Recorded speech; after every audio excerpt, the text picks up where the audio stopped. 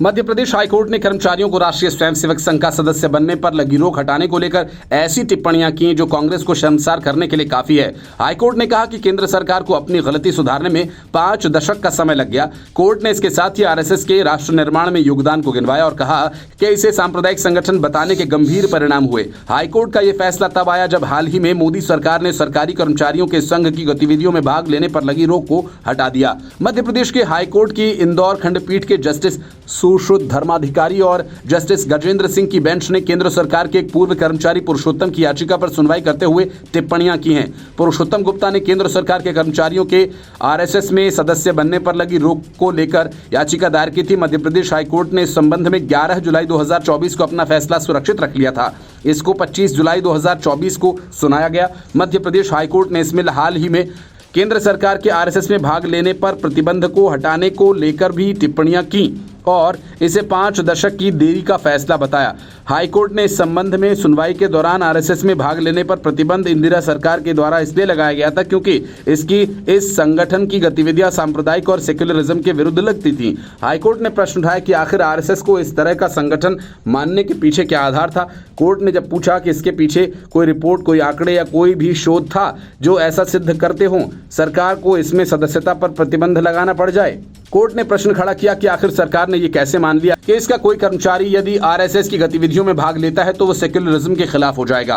Court ने कहा कि उसने बार बार इस निर्णय के आधार पर प्रश्न पूछा लेकिन न उसे किसी भी सुनवाई में केंद्र सरकार ने कोई जवाब दिया और कोर्ट ने इसके बाद इंदिरा सरकार के इस फैसले को लताड़ा। कोर्ट ने कहा कि जहां तक केंद्र सरकार के पास कोई ऐसा शोध, रिपोर्ट, सर्वे या आंकड़े थे ही नहीं जिनके आधार पर इस तरह का निष्कर्ष निकाला जा सके। देश में सेक्युलरिज्म बनाए रखने के लिए आरएसएस की गैर राजनीतिक गतिविधियों में केंद्र के कर्मचारियों की भागीदारी पर प्रतिबंध लगाया जाना चाहिए। कोर्ट ने कहा कि यदि कोई आधार नहीं था तो क्या केवल तब की सरकार ने आरएसएस को कुचलने के लिए निर्णय लिया था। हाईकोर्ट ने आरएसएस में सदस्य बनने पर प्रतिबंध लगाए जाने के निर्णय की सुनवाई के दौरान देश में योगदान की भी बात कही। हाईकोर्ट ने कहा कि वर्तमान में आरएसएस सरकार के इतर एकमात्र राष्ट्रीय स्तर का स्वयंसेवक संस्थान है।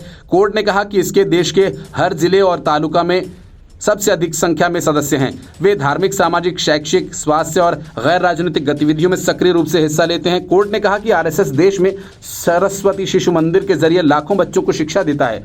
कोर्ट ने कहा कि इन स्कूल्स में गरीब परिवारों के बच्चे काफी कम पैसे में और लगभग मुफ्त शिक्षा पाते हैं।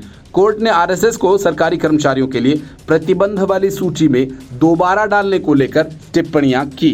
कोर्ट ने कहा कि अगली बार इसे इस सूची में डालने के पहले गंभीर स्टडी रिपोर्ट में और डेटा होना चाहिए।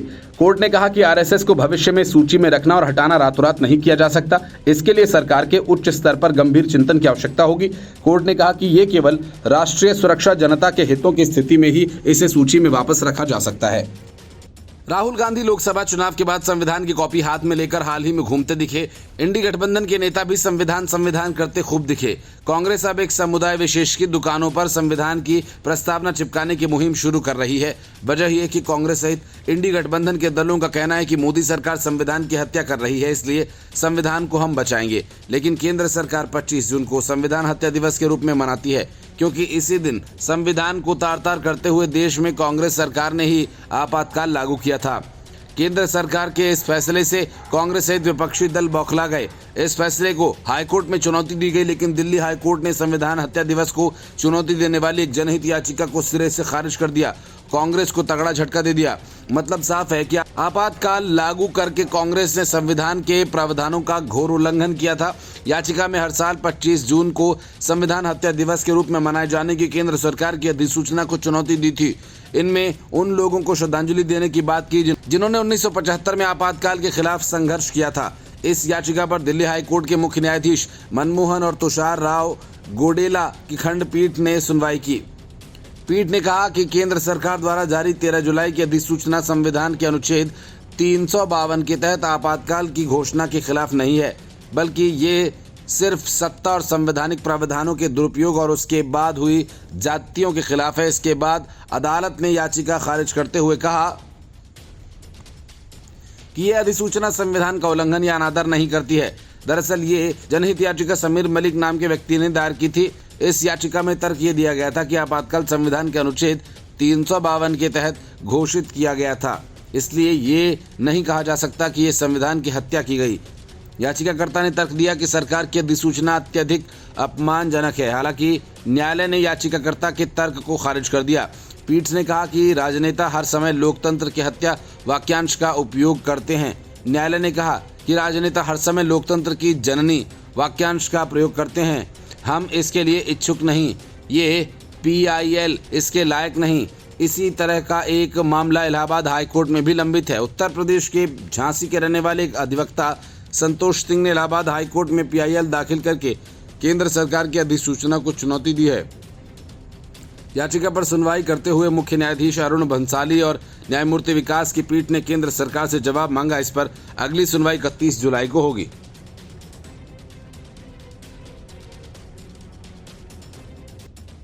सत्ता में रहते हुए फिर सत्ता से बाहर हुए कांग्रेस का पूरा चाल चरित्र कैसे बदल जाता है, इसका नजारा राज्यसभा में देखने को मिला, जब कृषि और किसान कल्याण मंत्री शिवराज सिंह चौहान एक सवाल का जवाब दे रहे थे। सवाल समाजवादी पार्टी के सांसद रामजी लाल सुमन का था, लेकिन बीच में रणदीप सिंह सुरजेवाला बेवजह कूद पड़े और बार बार बाधा डालने लगे। नतीजा ये हुआ कि सभापति जगदीप धनखड़ ने सुरजेवाला को कार्रवाई तक की चेतावनी दे डाली। सवाल MSP पर था, लेकिन बड़ी बात यह कि जिस कांग्रेस ने UPA काल में फसलों के MSP तय करने के लिए लागत में 50% मुनाफा जोड़ने तक से इनकार कर दिया था, आज वही कांग्रेस MSP पर कानून बनाने को लेकर ज्यादा उछल कूद मचा रही है। वजह यह कि राहुल गांधी ने हाल ही में पंजाब के किसान नेताओं के साथ मुलाकात की। MSP के मुद्दे पर संसद में काफी हंगामा देखने को मिला। समाजवादी पार्टी के सांसद रामजी लाल सुमन ने सरकार से सवाल किया कि सरकार किसानों को MSP कब देगी। इसका जवाब केंद्रीय कृषि मंत्री शिवराज सिंह चौहान ने दिया। उन्होंने कहा कि किसान हमारे लिए भगवान के समान हैं और जैसे कि सेवा करना हमारे लिए पूज्य है, उसी तरह राज्यसभा में गठित समिति का जिक्र किया। चौहान ने कहा कि इस समिति के गठन के 3 उद्देश्य हैं। इसमें पहला तो ये कि MSP उपलब्ध कराने के लिए व्यवस्था को पारदर्शी बनाना, दूसरा ये कि कृषि मूल्य की अधिक स्वायत्तता और तीसरा उद्देश्य कृषि वितरण प्रणाली के लिए सुझाव दिए जाएं। शिवराज सिंह चौहान ने कहा कि अब तक 22 बैठकें हो चुकी हैं। समिति की तरफ से जो भी सिफारिश दी जाएगी उस पर विचार किया जाएगा। इस पर विपक्ष ने कहा कि सरकार बताए कि MSP कब लागू की जाएगी। समाजवादी पार्टी के सांसद ने कहा कि किसानों को भगवान बता रहे हैं और इनका किसानों से दूर दूर तक कोई लेना देना नहीं है। इस पर जवाब देने से आप बच नहीं सकते। इसके बाद इसके जवाब में शिवराज सिंह चौहान ने कहा कि MSP के दाम लगातार बढ़ाए गए हैं। ये बिल्कुल ही बेबुनियाद आरोप लगाए जा रहे हैं, ये बिल्कुल ही गलत आरोप लग रहे हैं। सरकार की 6 सूत्रीय रणनीति है। शिवराज सिंह चौहान ने कई सारे उपाय गिनाए, किस तरह लागत को कम किया गया और उत्पादन बढ़ाया गया। हमें किसान विरोधी कहा जा रहा है। PM मोदी से बड़ा किसानों का हितकारी और कोई नहीं। सही दाम देने के लिए समिति की रिपोर्ट आएगी, तब उसी के मुताबिक कार्रवाई की जाएगी। साथ ही शिवराज सिंह चौहान ने यह भी कहा कि जब तक के लिए हम बिल्कुल भी शांत नहीं बैठेंगे। शिवराज सिंह चौहान ने कहा कि सुरजेवाला की सरकार से ज़्यादा नरेंद्र मोदी की सरकार ने MSP दी है। हम लगातार किसानों के हित में ही फैसले ले रहे हैं। चौहान ने किसान सम्मान निधि के साथ साथ गेहूं धान की खरीदी बढ़ोतरी का भी जिक्र किया। शिवराज सिंह ने कहा कि सरकार फर्टिलाइजर पर 1,68,000 करोड़ रुपए की सब्सिडी दे रही है। शिवराज सिंह चौहान ने कहा कि मैं आपको बताना चाहूँगा कि 2004 से 14 के बीच 6,29,000 मीट्रिक टन दाल खरीदी गई, जबकि मोदी जी की सरकार 1,70,00,000 मीट्रिक टन दाल खरीद रही है, जो UPA की तुलना में 25 गुना अधिक है। इसके तुरंत बाद रणदीप सुरजेवाला और विपक्षी के दूसरे सांसदों ने जमकर हंगामा शुरू कर दिया। शिवराज सिंह चौहान ने कहा कि तुअर, मसूर, उड़द का किसान जितना भी उत्पादन करेंगे, सरकार वो सब कुछ खरीदेगी। शिवराज सिंह चौहान ने UPA और NDA दोनों सरकारों के कार्यकालों की तुलना की और MSP पर हुई खरीद के आंकड़े भी गिनवाए। शिवराज ने UPA सरकार का कैबिनेट नोट भी टेबल पर रखा, जिसमें लागत पर 50% बढ़ाकर MSP बाद दिए जाने की कही गई थी। शिवराज सिंह चौहान ने कहा कि ये कांग्रेस और विपक्ष किसान के नाम पर केवल राजनीति करना चाहते हैं, ये देश को अराजकता में झोंकना चाहते हैं। Report news of India. पिछले कुछ अरसे से विपक्षी शासित राज्य ऐसी हरकतें कर रहे हैं कि मानो वे राज्य सरकार नहीं बल्कि स्वतंत्र देश हों, और इसी वजह से केरल की कम्युनिस्ट सरकार ने विदेशी सहयोग सचिव की नियुक्ति कर डाली तो ममता बनर्जी ने बांग्लादेशी लोगों को बंगाल में शरण देने और उन्हें घर देने का ऐलान कर दिया। मतलब कि विदेश और कूटनीतिक मामलों का जिम्मा अब केंद्र सरकार का नहीं, उनकी जिम्मेदारी हो। केरल की पी विजयन सरकार और ममता बनर्जी को अब केंद्र सरकार ने निशाने पर लिया और उन्हें अपनी हदों में रहने की सलाह दी। केंद्र सरकार ने साफ तौर पर कहा कि विदेश और कूटनीतिक मामले केंद्र के हैं और उसके वर्किंग स्पेस में दखल देने का राज्यों के पास कोई अधिकार नहीं। केंद्र सरकार ने केरल में विदेशी सहयोग सचिव की नियुक्ति की तीखी आलोचना की और केंद्र की इस सलाह में न केवल केरल बल्कि पश्चिम बंगाल सरकार को भी निशाने पर लिया गया। केंद्र ने राज्यों से कहा कि वे अपने संवैधानिक अधिकार क्षेत्र से बाहर के मामले में हस्तक्षेप न करें। केंद्र सरकार ने इस सप्ताह की शुरुआत में पश्चिम बंगाल को चेतावनी दी थी, शरणार्थियों के मुद्दे पर उसका कोई अधिकार ही नहीं है। पश्चिम बंगाल की मुख्यमंत्री ममता बनर्जी ने एक रैली के दौरान यहां तक कह दिया कि हिंसाग्रस्त बांग्लादेश में हिंसा न रुकी तो राज्य सरकार भाग कर आए लोगों को बंगाल में शरण देगी। विदेश ममता बनर्जी के इस बयान के विरोध में बांग्लादेश सरकार ने एक नोट भी जारी किया और ममता बनर्जी की तीखी आलोचना की। बांग्लादेश के विदेश मंत्री हसन महमूद ने बनर्जी की घोषणा को आतंकवादियों की मदद करने वाला बताया। तृणमूल कांग्रेस सुप्रीमो का कहना था कि उनकी सरकार हिंसा का शिकार बांग्लादेशियों को घर देगी। बांग्लादेश ने सीएम बनर्जी के बयान पर सवाल उठाए। बांग्लादेश का कहना है कि इस तरह का बयान और खास तौर से शरणार्थियों को घर देने का वादा कई लोगों को उकसा सकता है। बांग्लादेश का कहना है कि खास तौर से आतंकवादी और बदमाश इस तरह की घोषणा का गलत फायदा उठा सकते हैं। बांग्लादेश सरकार ने भारत में उच्चायोग के सामने शिकायत दर्ज कराई है। शेख हसीना सरकार में विदेश मंत्री हसन महमूद ने इस मामले पर कहा कि हमारे नजदीकी संबंधों वाली पश्चिम बंगाल के मुख्यमंत्री के प्रति पूरा सम्मान रखते हुए ये साफ करना चाहते हैं कि उनके बयान में भ्रम की बहुत गुंजाइश है, इसलिए हमने भारत सरकार को एक नोट दिया। विदेश मंत्रालय ने इस विषय को लेकर कहा कि संविधान की 7वीं अनुसूची की सूची 1 संघ के आइटम 10 में स्पष्ट रूप से निर्दिष्ट किया गया कि विदेश मामले और सभी मामलों को संघ के किसी अन्य देश के साथ संबंधों से जुड़े पर केंद्र सरकार का एकमात्र विशेषाधिकार है। ये सीमावर्ती राज्य का विषय नहीं, हमारी स्थिति है। ये राज्य सरकारों को उन मामलों में हस्तक्षेप नहीं करना चाहिए जो संवैधानिक क्षेत्र के बाहर हैं। वहीं कनाडा के प्रधानमंत्री एवं अन्य नेताओं को सोशल मीडिया पर हत्या की धमकी दिए जाने के मामले में 2 लोगों की गिरफ्तारी को लेकर विदेश मंत्रालय ने कहा कि इस बारे में रिपोर्ट देखी गई। विदेश मंत्रालय के प्रवक्ता रणधीर जायसवाल ने कहा कि साप्ताहिक प्रेस वार्ता में कहा, जब कोई लोकतंत्र कानून के शासन और अभिव्यक्ति की स्वतंत्रता को मापने या लागू करने के लिए अलग अलग पैमाने अपनाता है तो केवल उसके अपने दोहरे मानदंड उजागर हो जाते हैं। ममता का बयान भड़काऊ और उनके आंतरिक मामलों में हस्तक्षेप है। बंगाल सरकार समझती है कि जब हालात सामान्य हो रहे हैं तो पश्चिम बंगाल के मुख्यमंत्री का इस तरह से बयान स्थिति को बिगाड़ सकता है।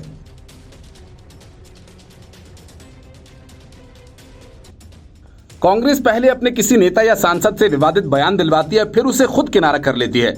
वारिस पंजाब दे के प्रमुख और निर्दलीय सांसद अमृतपाल सिंह को लेकर लोकसभा में दिए गए चरणजीत सिंह चन्नी के बयान को लेकर भी कांग्रेस ने वही खेल किया। फिर से पहले लोकसभा में विवादित बयान दिलवाया और फिर विवाद शुरू होते ही कांग्रेस ने किनारा कर लिया। कांग्रेस महासचिव जयराम रमेश ने चन्नी के बयान को उनकी निजी राय करार दिया। हालांकि कांग्रेस ने चन्नी के बयान की निंदा नहीं की। सूत्रों का कहना है कि अमृतपाल को लेकर लोकसभा में चन्नी के बयान से कांग्रेस के कई सांसद नाराज थे। इसके बाद ही पार्टी ने चन्नी के बयान से दूरी बनाई। संसद में बजट सत्र के दौरान चर्चा पर पूर्व सीएम चरणजीत सिंह चन्नी ने सदन में खालिस्तानी समर्थक वारिस पंजाब दे के चीफ निर्दलीय सांसद अमृतपाल सिंह के समर्थन में बयान दिया, जिसमें चरणजीत सिंह चन्नी ने खडूर साहिब लोकसभा सीट के सांसद अमृतपाल सिंह का जिक्र करते हुए कहा कि हर रोज आपातकाल की बात करते हैं, लेकिन आज देश में जो अघोषित आपातकाल है उसका क्या।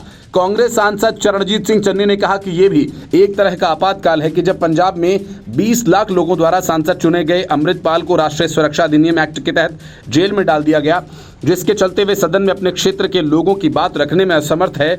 ये भी आपातकाल है। चन्नी के विवादित बयान पर प्रतिक्रिया देते हुए रवनीत सिंह बिट्टू ने कहा कि चन्नी देशद्रोही की तरह व्यवहार कर रहे हैं। बिट्टू की लोकसभा में पंजाब के पूर्व मुख्यमंत्री के साथ तीखी नोकझोंक हुई। बिट्टू ने कहा कि एक पूर्व सीएम देशद्रोही की तरह व्यवहार कर रहे हैं और सदन के माध्यम से पूरे देश को गुमराह कर रहे हैं। चन्नी ने कहा कि किसानों पर एनएसए लगाया गया, लेकिन ये किस पर लगाया गया? ये उन पर लगाया गया जो देश और पंजाब को तोड़ना चाहते थे। चन्नी का ये कहना कि किसानों के खिलाफ एनएसए लगाया गया और ये गलत है। जब हमने उनसे सदन में सबूत लाने के लिए कहा, वे बैकफुट पर चले गए और उनके पास कोई जवाब नहीं था। कांग्रेस और पूरा इंडी गठबंधन उनके कारण शर्मिंदा है। भाजपा सांसद दिनेश शर्मा ने दावा किया कि चन्नी ने आतंकियों के समर्थन में ये बात कही है और उन्हें कांग्रेस से निष्कासित कर देना चाहिए। उन्होंने कहा कि चरणजीत सिंह चन्नी आतंकवादियों के समर्थन में बोल रहे हैं। कनाडा में बैठे कुछ राष्ट्रद्रोही तत्वों के निर्देश पर काम कर रहे हैं। कांग्रेस को उन्हें निष्कासित कर देना चाहिए। अगर कांग्रेस उनके खिलाफ कार्रवाई करने में विफल रहती है तो इसका मतलब है कि वे ऐसे राष्ट्र विरोधी लोगों से जुड़े हुए हैं। चन्नी ने देश और पंजाब को तोड़ने की बात कही और कांग्रेस और राहुल गांधी उनके सामने बैठे थे और उनसे ये कहलवा रहे थे। लोकसभा में बजट सत्र पर हो रही चर्चा के दौरान केंद्रीय मंत्री रवनीत सिंह बिट्टू और कांग्रेस सांसद चरणजीत सिंह चन्नी के बीच सदन में तीखी नोकझोंक भी देखने को मिली। फिर हंगामा बढ़ने के कारण सदन की कार्यवाही को लगभग 35 मिनट के लिए स्थगित कर दिया, क्योंकि चन्नी ने केंद्रीय मंत्री बिट्टू पर निजी टिप्पणी कर दी थी।